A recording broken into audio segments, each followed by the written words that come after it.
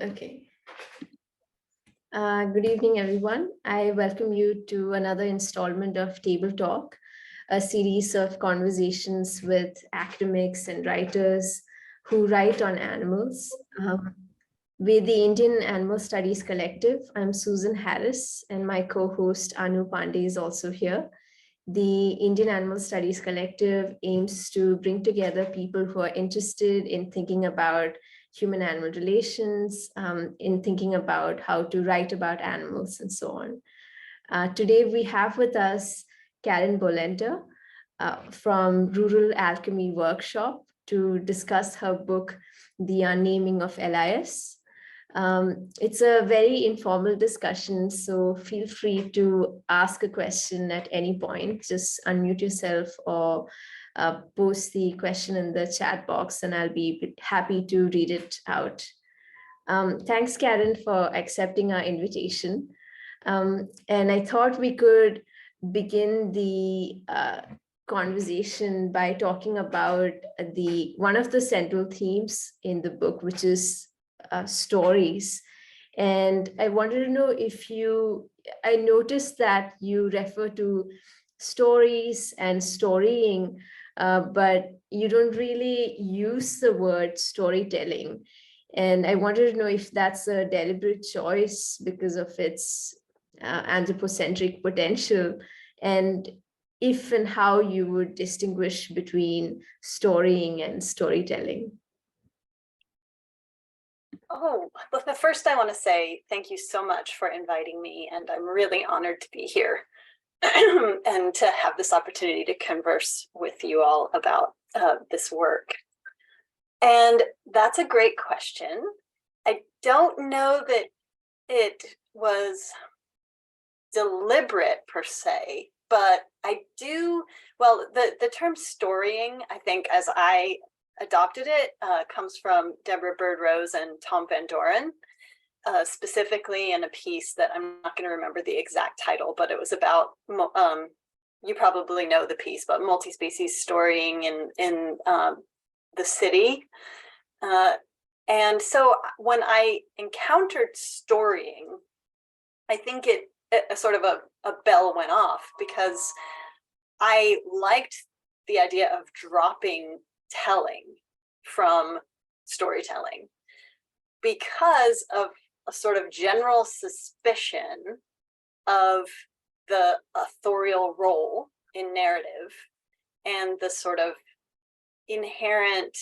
possibly inherent anthropocentrism that comes with authoring others. Which is, a theme of the book, as you pointed out, and a sort of a larger theme of my work over decades is, how to make spaces for other than human storying, modes of storying. So, and the tricky part of that is, how do we do that in a text? A text that is inherently an exchange between humans. Of certain modes of legibility, which then sort of inherently exclude other modes of legibility that we might share with other animals. So, yeah, so I think not using telling, it's not a hard stop. It's not like I utterly refuse telling. And none of this is a hard stop. It's all a constant negotiation with words and with what is beyond and within words.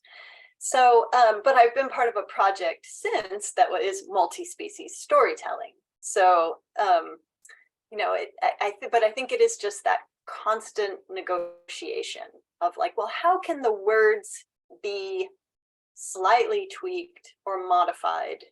You all know this, it's that constant negotiation of working with words to try to make them as true as possible to what we're trying to do, particularly in relation to others who do not use words primarily.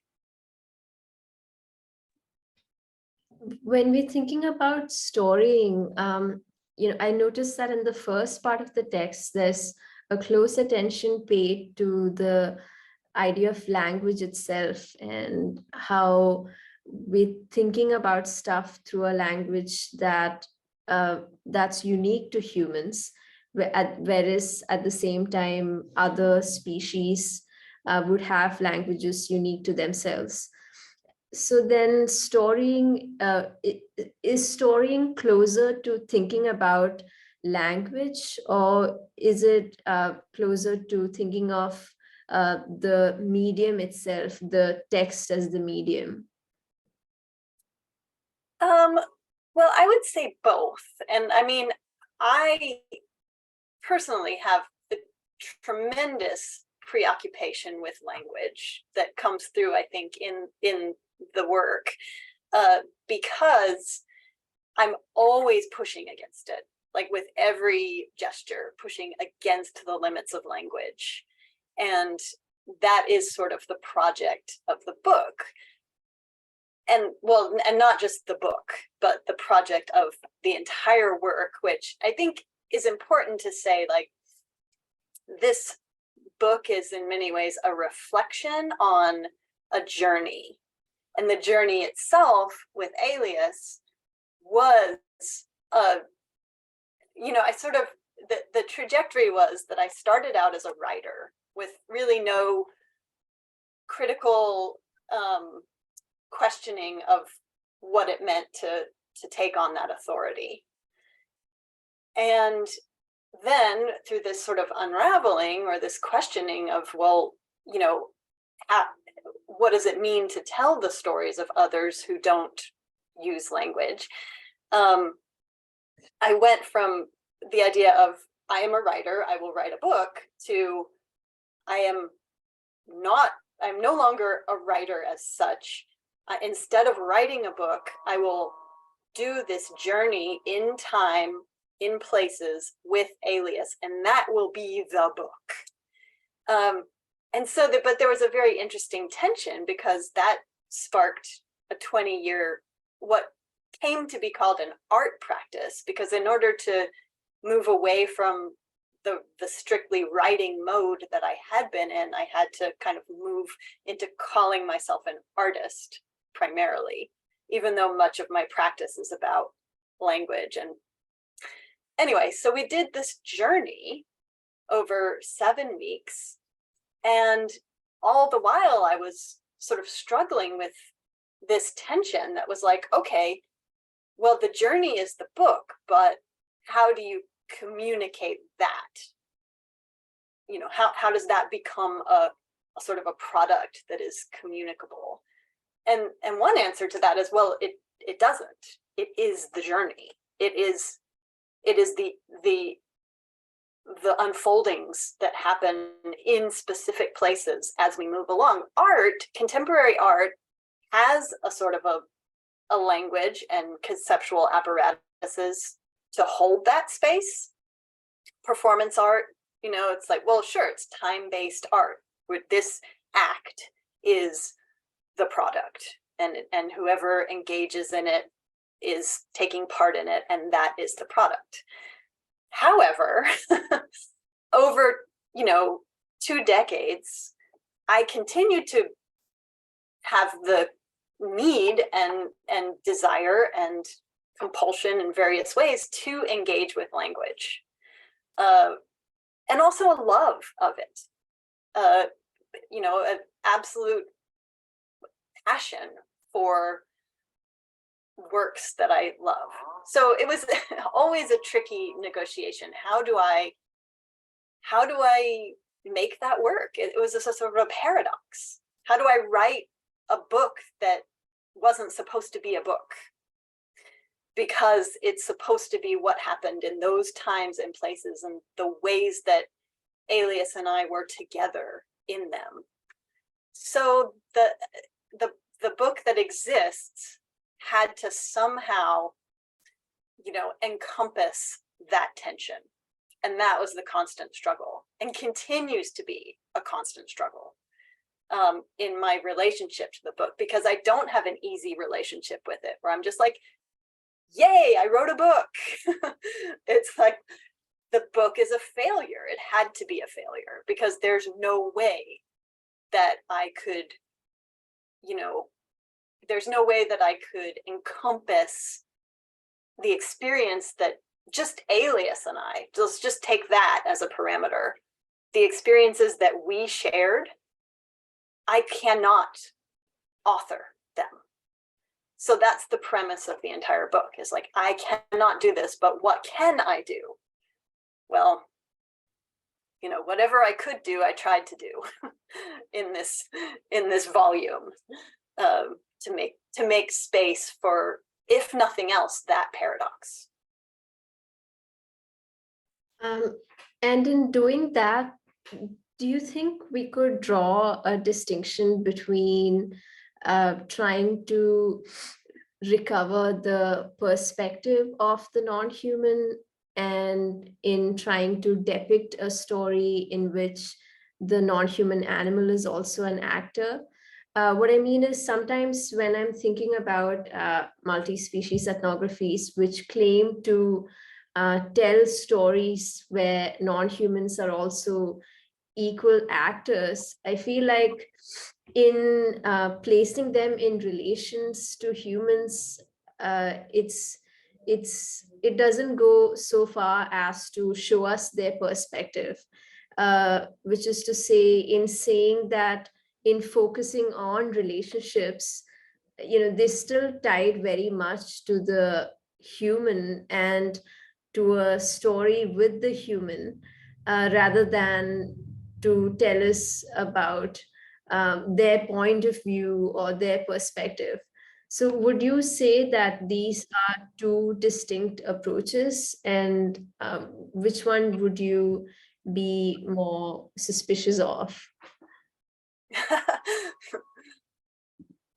Well,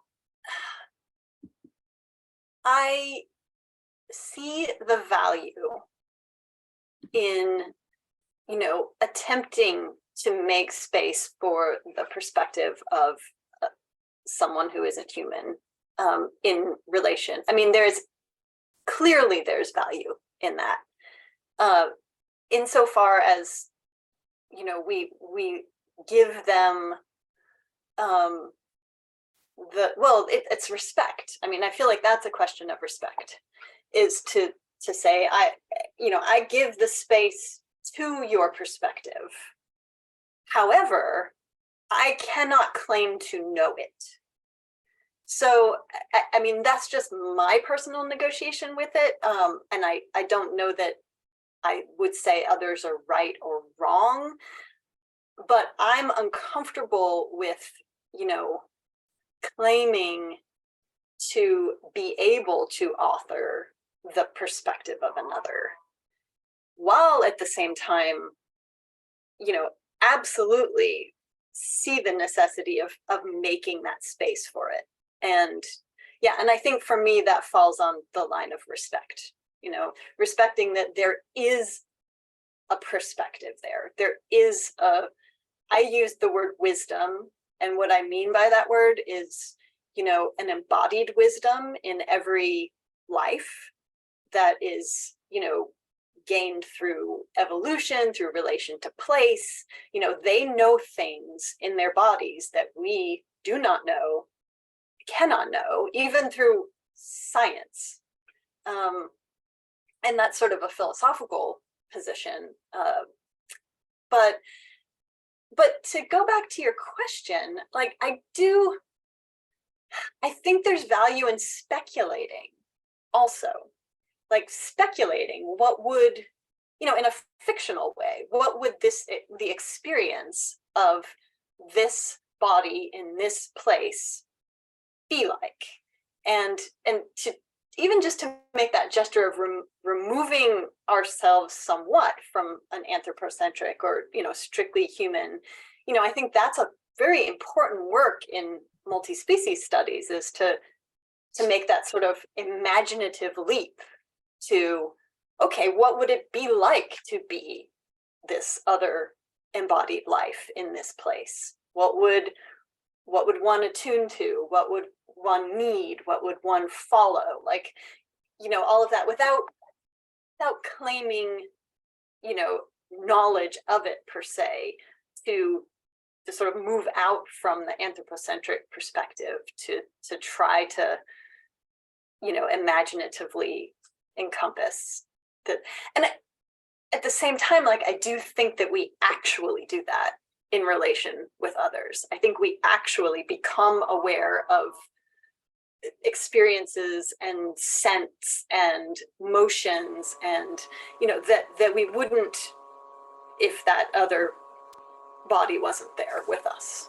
You know, I mean, like when you're walking with a dog in a forest and the dog becomes very excited about a scent, you would not have been aware of that presence were it not for the dog there sensing it, but you are involved then in the presence of that scent and whatever story is involved in that scent being present there. So, you know, I think it's not, again, it's not like a very clear line, because it is always both actually lived materially in relation with others, but then as far as, you know, knowledge claiming, that's where I feel like a more speculative approach is what I'm comfortable with. Go ahead, Anu. Thanks, Susan. Karin, I totally agree with what you've been saying right now, and that makes me wonder something which I have been wondering for a while already in conversations with people. We are an animal studies collective, and we, I feel, should take certain things not for granted anymore, but I have the feeling that we keep perpetuating a certain something. For example, when we speak, as we've been speaking today, of what it means to communicate or be with those who don't use language versus we humans who use language, I kind of feel that we are perpetuating this anthropocentric thing all over again, because we are construing language in itself as through a very anthropocentric prism, as human language, as constituting of words and sentences and grammar the way we understand it. But it seems to me that this is a very, very limiting way of looking at things, and one that we should have left behind already. And so instead of looking at language as a dividing factor, as a factor that distinguishes, let's say, two species, and then asking, how can we communicate, or even saying we can still communicate, shouldn't we actually be saying that language is something that we share with non-human animals? Because it is possible to think of language in the form of the traces, for example, that non-human animals leave in their wake upon the world. And these traces can be heard and read as a language. They should be heard and read as a language, which is basically what you've been saying as well. You know, the dog picking up a scent, the wag of a tail, the signs or the traces left by mice scurrying over a muddy surface or whatever. I mean, isn't that language itself? And shouldn't we be saying we all have language, it's just different languages? Yes, thank you for that. And I totally agree with you that, but I think, you know, where I was coming from, or where I have been pushing against language in the project itself, the unnaming, that was the ways that naming has its particularly, I don't know that I've come to think about it this way a little bit more lately, but the sort of colonial claims of language, where naming, let's say naming instead of language, just to be more specific to this project, pushing against the name as a way of, well, of course, categorizing, as a way of making a claim on a life. Like, if I name this life ass, I therefore know all of these things about it, and I therefore can put it into a position in various ways. I just yesterday came upon this incredible essay by Danielle Sellemeyer and I forget who the other author is, but the two of them wrote, and it's about wild donkeys in Australia as illegible animals, and this idea of legibility and the legibility of the animal relating specifically to the ways that it is treated by what it's called. And even the difference between using the word wild versus the word feral, where feral is of course then made as a pest and made killable, and all of those related words. So my push against it, and I mean, I love many ways of thinking and authors who have written about the kind of inclusive language that you describe. And I think that it is necessary for me in this project to push against, you know, naming and constraints for their exploitative purposes. Whereas, you know, where naming often is used as sort of a means to exploit, even the word animal, you know, which Derrida pointed out, right, that's an absurd term that in and of itself, he actually calls it an asinanity, which was very, very thrilling to me. But, you know, where the naming allows for exploitation and allows for certain claims to be made. So, yeah, I mean, to use the word language is sloppy on my part because of that richness that, you know, but I did sort of set out with the specific aim to like question the ways that words and names can be exploitative of those who we might wish to unname for those reasons.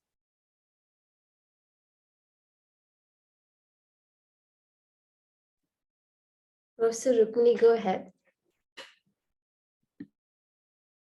Trying.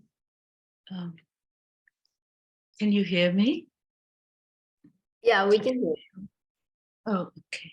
So I'd like to, I'm in the position of not being part of an animal studies collective. So I am talking from a point of view of ignorance, plus so I'm beginning with these disclaimers, plus I haven't read Karin's book, which in her terms would be an act of disrespect. And I do apologize for that. But I quickly looked at, I downloaded it about 2 minutes ago and quickly looked at it. And so I was struck by many things about the book, and I would like to ask some questions about this. And you can treat this as a series of incoherent comments. But the first thing I want to talk about is I noticed that there was many of the things that were familiar to me as somebody who's a linguist, like, for example, a reference to Buridan's ass, which is this ass who is logically poised between 2 bales of hay, and both are equally attractive, but the ass doesn't know, because they are both equally attractive, the ass in a world of plenty cannot eat because he cannot logically decide whether to turn to this bowl of hay or that stack of hay or this stack of hay. Now, supposing you were to imagine yourself as a Buridan's ass between the world of named objects and the world of nameless things, which way, and both are worlds of great plenty, great plenitude, some of which can be sensed and some of which can be articulated. Which way would you turn instinctively, given your book? So that's and that's a kind of simple question which any logician would ask you. So I did want to know that, and then I have 2 small follow-up questions. Oh, well, I'm sorry, I just turned my video on. I I didn't realize it was off. Thank you so much for that question. That is incredible and so simple and yet not simple, of course. But I think, you know, that is sort of the essential question. And my mind is sort of doing two things as I was listening to your question. One is imagining a specific ass, and I know 4 asses very well, so I can imagine each one of them in that situation and trying to think what would they do in that situation. And then all of these other specifics come into play, like, well, it really depends. If the one bale was orchard grass or had, you know, a certain kind of hay in it, then they would, you know. And I think the fact that my mind is doing that is relevant, but I'll put a pin in that and go to your larger question, which I think the answer, if an answer there can be, is that the fact that the book exists is an answer. Like, I mean, as much as I have often found myself the book feeling exists, in your view. Does the book exist? I mean, you that's a presupposition because you know, it doesn't exist for large numbers of creatures, readers, language users, all sorts of things. It simply does. It's not in their world of knowledge. So you're saying it could exist, or in your mind, I mean, what do I know? But I'm just asking you, you know, like, are you claiming an existential status for your book? This is a conversation, it's not an inquisition. I love it. I love it. And it's so funny because the project that I've been working on since the book came out is called the pulping.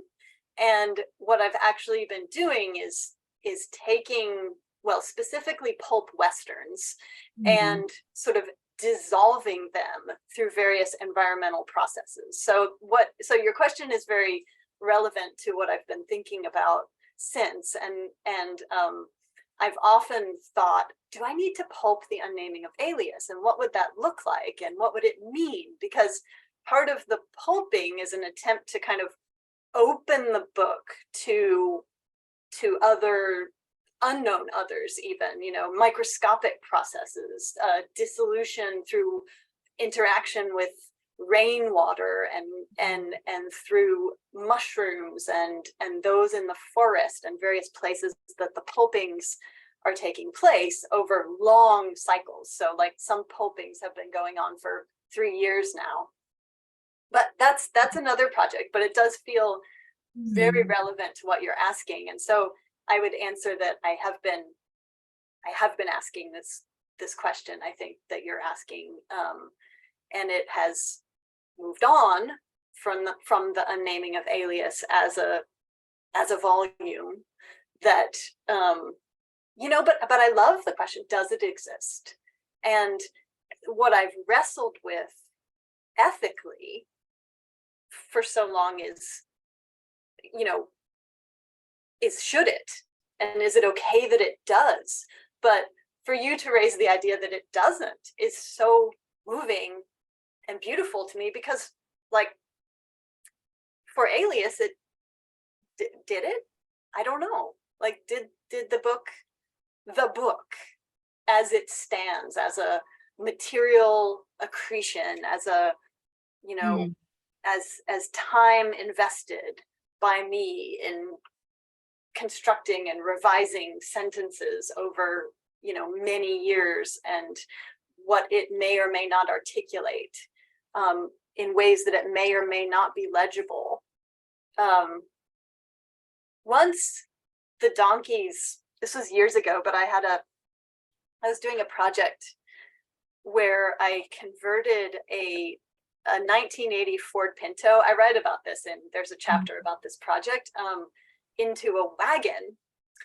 And while I was working on that project, I had a manual.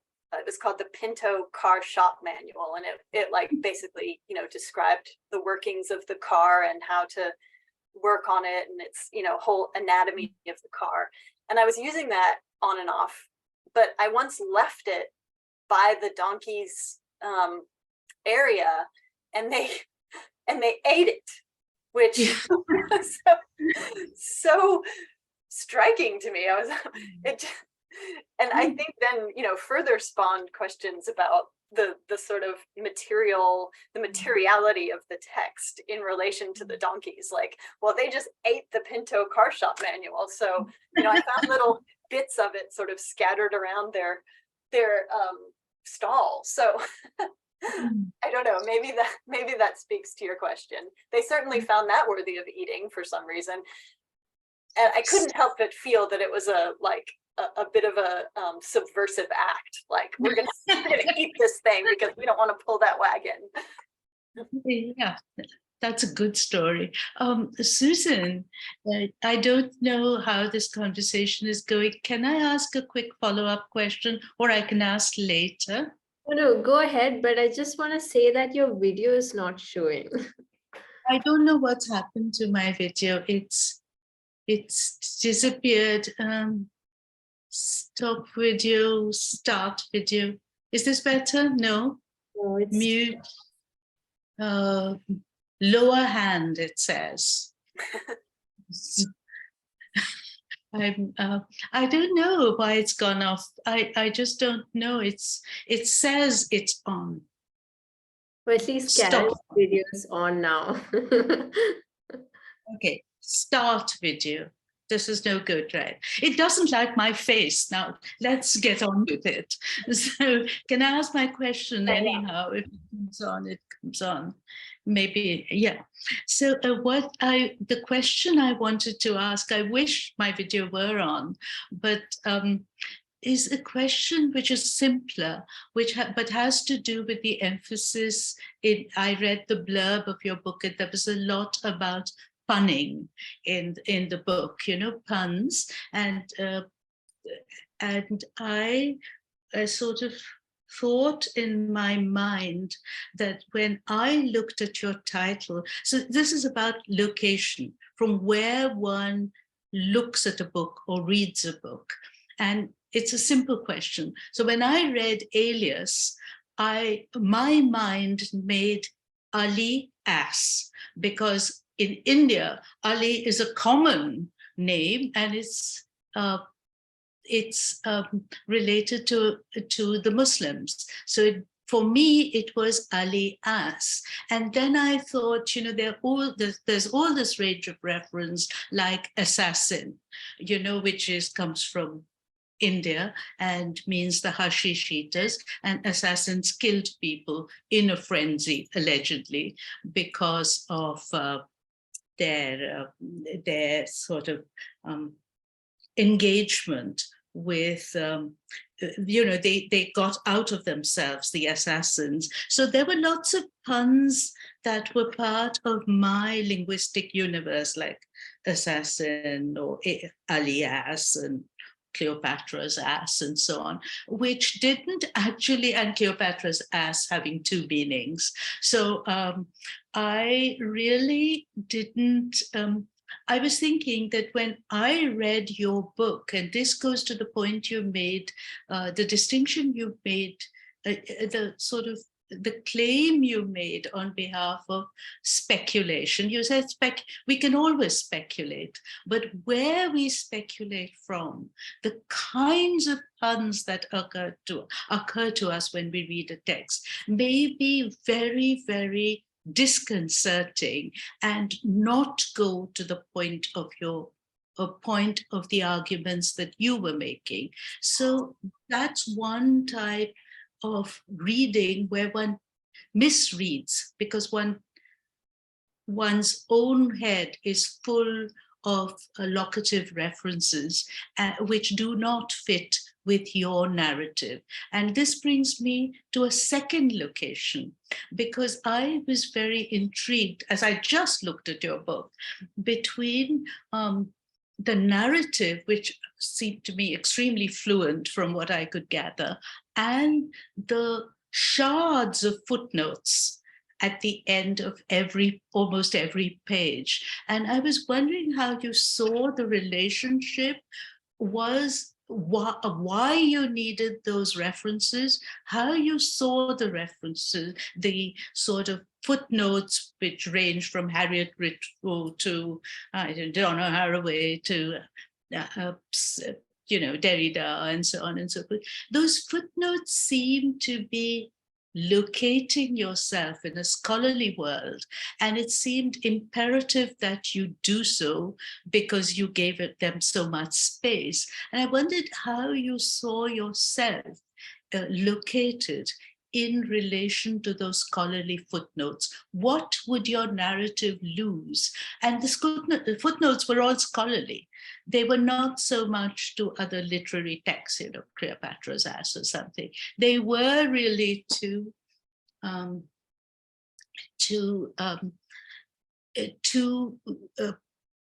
very academic texts. And I did wonder about that, because that would place you in a very anthropocentric, academic, narrow world. And you seem to be kind of negotiating between this world of storying and this world of deixis, indicating that you knew all these texts. And to me, that was very interesting as a writerly move. And I want to know why you needed it.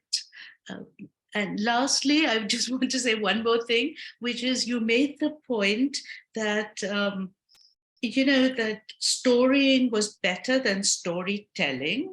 But I wonder, and you said this yourself, you said this is a provisional move, but I have never found that eliminating, let's say, the word ass from somebody's vocabulary is really a good,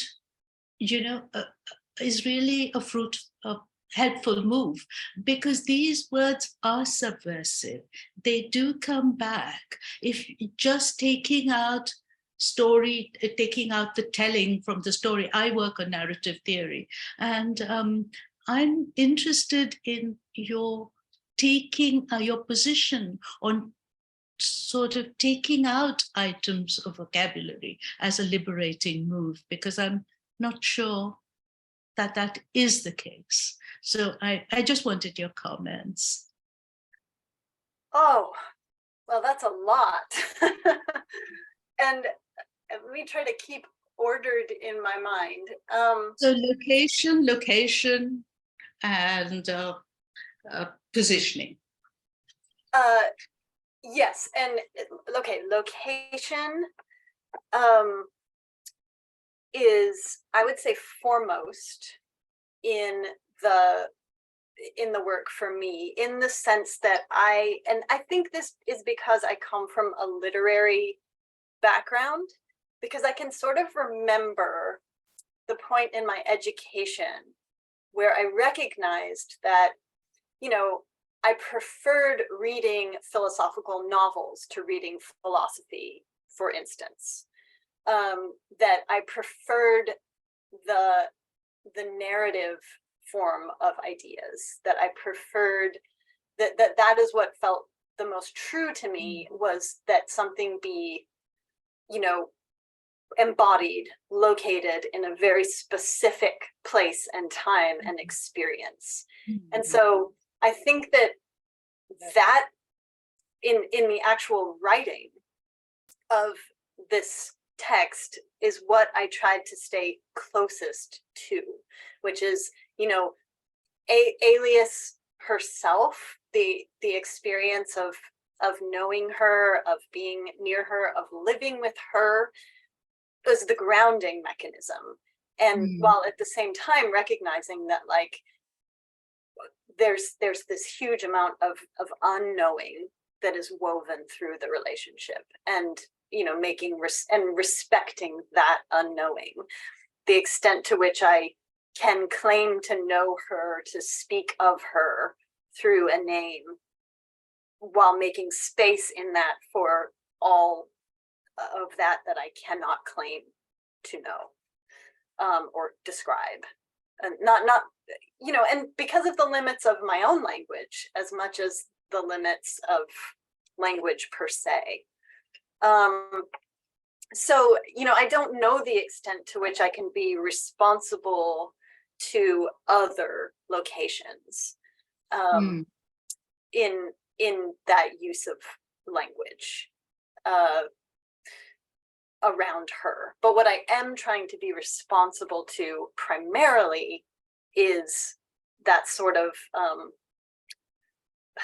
space of, again, I just come back to sort of the unnaming, because within that is both the interaction with language, which is sort of my primary means of knowing and processing experience, and then like inextricable from that is my experience of living with her, living adjacent to her, of the ways that we are woven together, with her as potentially theoretically an abstraction of the animal or the but where I write from is that place that is with her, where we've been in the past, and then in ongoingness of our relations. So that's location. Maybe does that answer the location question? Sort of. It does. What I agree with you of what you're saying is very plausible, but and persuasive rather than plausible. But my question really had to do with the readers of your text.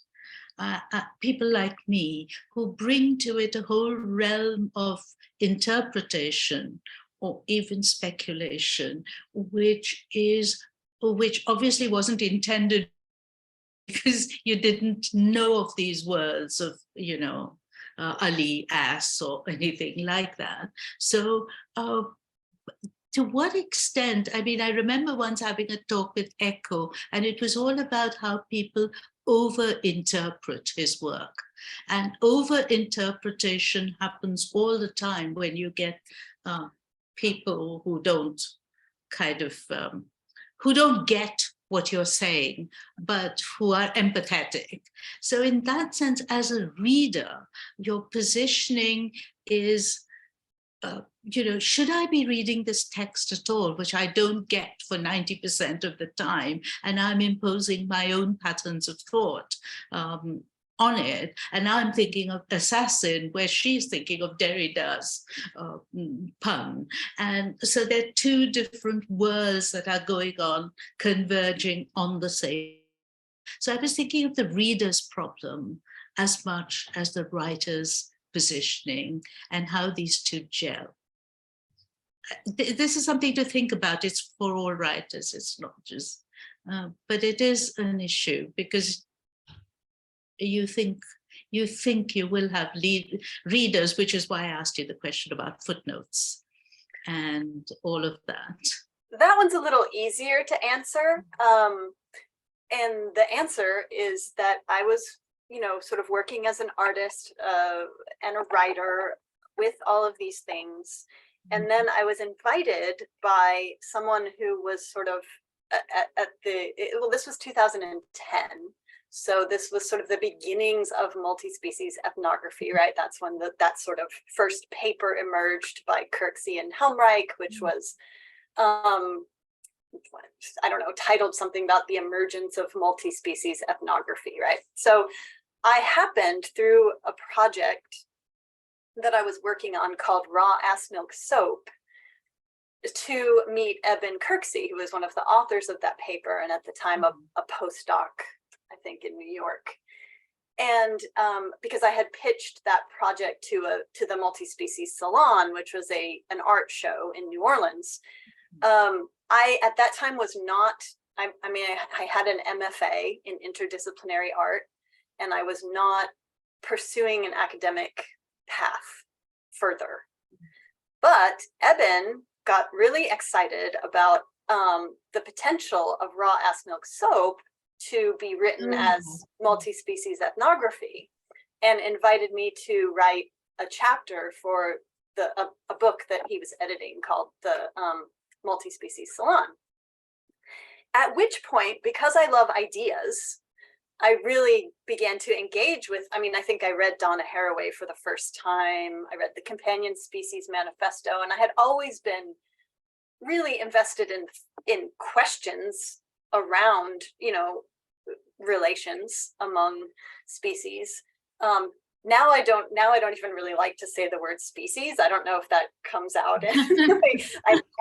I have qualms about that word. I think we're ready to move beyond that word. But anyway, what happened there was that kicked off a relationship in which Eben continuously was sort of inviting me into the academic realm, whether to give a talk about my work, and then ultimately managed to sort of find a way that I could work this into the work that I was already doing became a dissertation. So in environmental humanities, which when I began this work did not exist as a discipline, basically. I'd never heard of it. So I was sort of brought into the academic, and I love the ideas, and I love what is behind the ideas and through the ideas that move through multi-species ethnography and that move through animal studies. All of these things matter to me tremendously, and I honor them. But I don't think I would be in the academic world were it not for that particular sort of trajectory as it happened. And I don't think that the book as it stands would have so many footnotes. So that answers your question. But that said, it kind of going back to your first question, I am sort of torn or suspended between what I feel like is a question of responsibility in various ways. So responsibility to readers, what readers, academic readers, and what discipline, what disciplines am I responsible to? Absolutely. And, and then at the same time, on the other side of that is what I would call, for lack of a better word, the aesthetic, which is the sort of, so there's on the one hand responsibility to readers, and on the other hand responsibility to experimentation, whether that be poetic, artistic, and I'm really it was very moving to me, your example, because I do personally feel stuck right now between those two bales of hay, not really knowing which to eat, because the academic offers so much rich conversation, like what we're having right now. But at the same time, if I could sort of remove a lot of the work in this book that was necessary because it was an academic text, that would make room for other forms that I feel drawn to, other ways of honoring Aliass and honoring that relationship that might be more poetic or might be more, I don't know. So I'm not falling on one side or the other. I'm sort of suspended between. Yes, I appreciate that. I know the feeling. I think we all do, we all do, and to different degrees, because the question of, particularly in such an interdisciplinary environment, who are we responsible to? And a lot of it I felt in sort of my more recent academic engagements is a matter of whim and is a matter of politics, and that really is difficult, because it's like, well, this person says that this is the text that you need to be reading and citing here, and they have this power and authority to declare that, when maybe that's not what you want to be reading and citing. You want to be over here working with this other material. So I won't go into that, but I'm sure everyone is familiar with what I'm talking about. And I know what you're talking about, and I think this also this tension between responsibility and responsiveness is a real tension, because responsiveness is kind of immediate, but responsibility is a thought out thing, and academics talk much more about responsibility, but the ordinary lives we lead are so much with animals and others are about responsiveness and responding, and not responsibility. So there are all these philosophical knots, shall we say. I'm shutting up, Susan, and you can't even see me, which is just as well. So I'm going to be there, but listening and not, hogging all the grass on in the field. I just wanted to repeat the last question that she had asked about storying and storytelling. And to add to that question, I wanted to know if you would, whenever I tell people about storying animals, one of the questions they ask is surprisingly not about perspective. They ask if the non-human is granted some agency by this different kind of storying. So would you say then that, is this difference between storying and storytelling, do you think that allows for non-human agency rather than perspective? I really like that distinction, and that feels like an opening, an important opening, because I would say yes. I think that making room for agency, for a gesture to have meaning, for a historical trajectory to have meaning, for migratory movements to have meaning in various ways, definitely opens a different kind of space.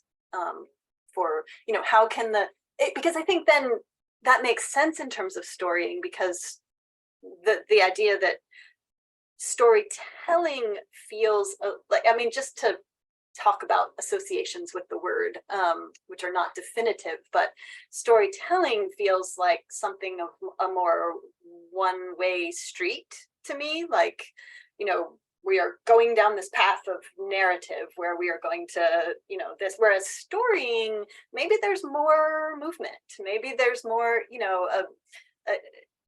just ability for events to shape what takes place and what ultimately, is unfolding as it goes along. It's not so much of a train track, it's more of a cloud.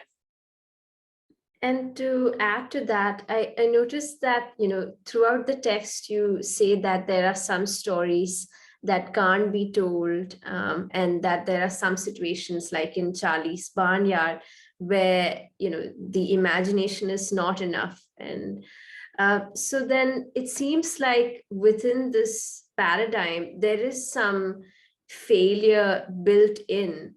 And I think it's also connected to the humility that the author feels in the impossibility of narrating what exactly the non-human is speaking about.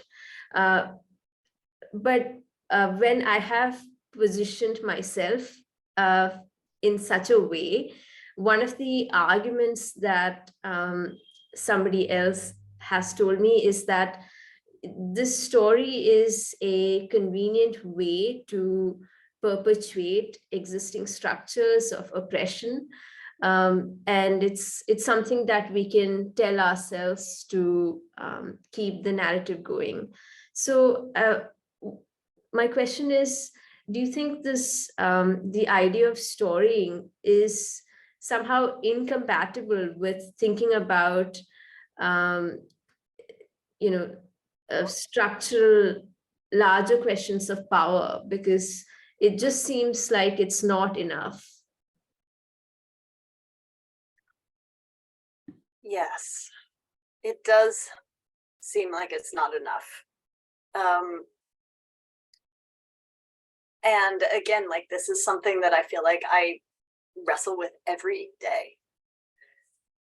Because every day I feel a sort of an impasse of like, how, what ethically, and in terms of responsibility, and in terms of care and passion and desire to, make things better for even just those that I live with, but then of course on a larger global scale. And I don't I'm tempted to say sort of, well, yes, it's not enough, but it may be all we have. But that is not satisfying to me either. That isn't it may be ultimately kind of true. And I feel like most of the art and most of the sort of literature that I admire comes to that point in some way of saying like, well, no, this is fails. It must fail. I mean, even like Moby Dick, right? This is but a draft of a draft. It's failure is written into it. It cannot possibly encompass the mystery of the white whale or of the world. But honestly, this is something that I feel in a fierce struggle with every day, and the inadequacy of what I'm capable of. So I don't know that I can answer your question, and I'm just not going to say, but it's all we have, so we've got to keep going and doing it. I mean, of course that's true, but ...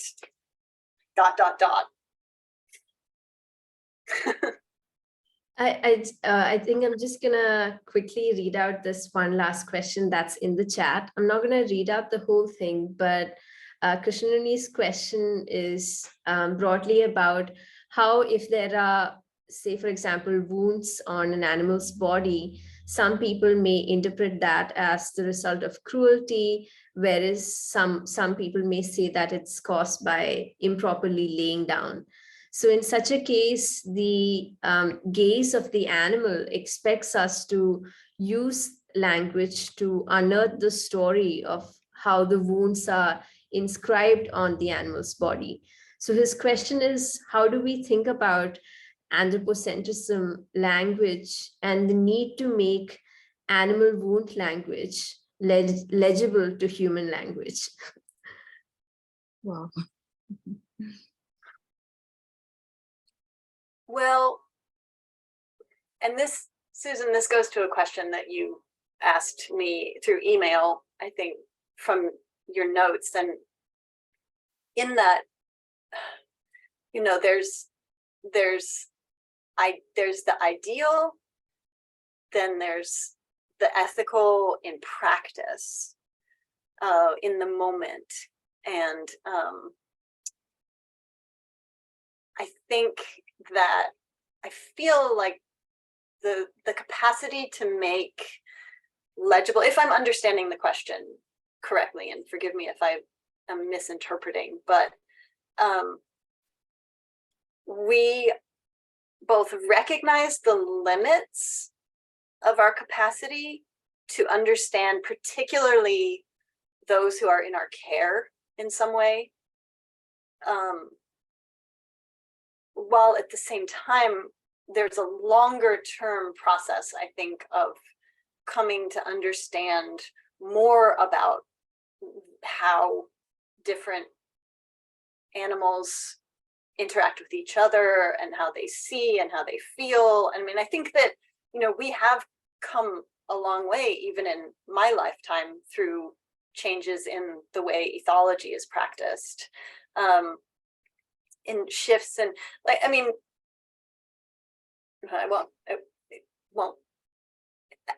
I'll just say, like, what I've learned in the last 25, 30 years has made me have a profoundly different relationship with animals that I meet than I did when I was a kid. Like, you know, I was raised, I grew up with horses, and the assumption that, like, the horse is there to do what you want the horse to do is something that is still practiced in the horse world as I encounter it. I have friends who have horses, and they, you know, they've invited me and my daughter to ride with them, and neither of us is wanting to, because the assumption that you get on the horse and you make the horse do what you want the horse to do, and that is the relationship. Neither of us, me because I've spent the last 20 years like sort of reckoning with these relations, but my daughter sort of inherited from me this, like, why would we just make the horse do something? Like, you know, that was really interesting for me to see. So that is to say, I think I've seen in my lifetime shifts in, and I don't think this is just personal. Like, I mean, I've seen this, of course, on a broader level. And we're not there by any means. Like, we're not to a place where we know, where we can sort of adequately provide for particularly like animals who are in our captivity and in our care in various ways. Like, I think we do the best we can. And some days are better than others, and some moments are better than others. But there's a lot of failure and a lot of grievous harm that happens through misinterpretation constantly. But then I think there are also moments of clearer seeing than, you know, and I'd like to think that that is more broadly true, like across the whole realm of human relations with others. Maybe there are a few more of those moments of like sort of recognition of what another might need, or what might be more true to what that particular animal needs than maybe there were, I don't know, 50 years ago. That's what I kind of want to believe. Does that answer the question? Is that? Or... Yeah, does it answer your question, Krishnarani?